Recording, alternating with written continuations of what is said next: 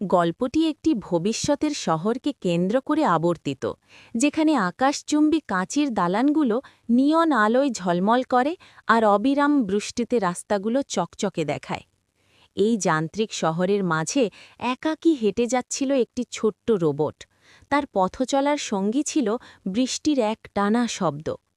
হঠাৎ সে একটি ভাঙা বাগানের সামনে এসে থামল। পুরো শহরে যেখানে যান্ত্রিকতা আর ইস্পাতের রাজত্ব, সেখানে অপ্রত্যাশিতভাবে একটি গোলাপ ফুল ফুটেছিল। রোবটটি তার যান্ত্রিক হাতে পরম যত্নে ফুলটিকে স্পর্শ করার চেষ্টা করল, যেন সে অনুভব করতে চাইছে এই কোমল প্রাণের অস্তিত্ব। ঠিক সেই মুহূর্তে বৃষ্টি থেমে গেল, আর মেঘের আড়াল থেকে এক চিলতে সোনালি রোদ এসে পড়ল সেই গোলাপ ফুলের ওপর।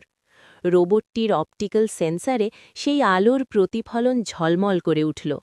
সে উপলব্ধি করল এই যান্ত্রিক জগতে প্রাণের সৌন্দর্য কতটা মূল্যবান এবং কতটা বিরল। রোবটটি তখন ফুলটিকে বৃষ্টির হাত থেকে বাঁচাতে তার মাথার উপর একটি ছোট্ট ছাতা ধরে রাখল।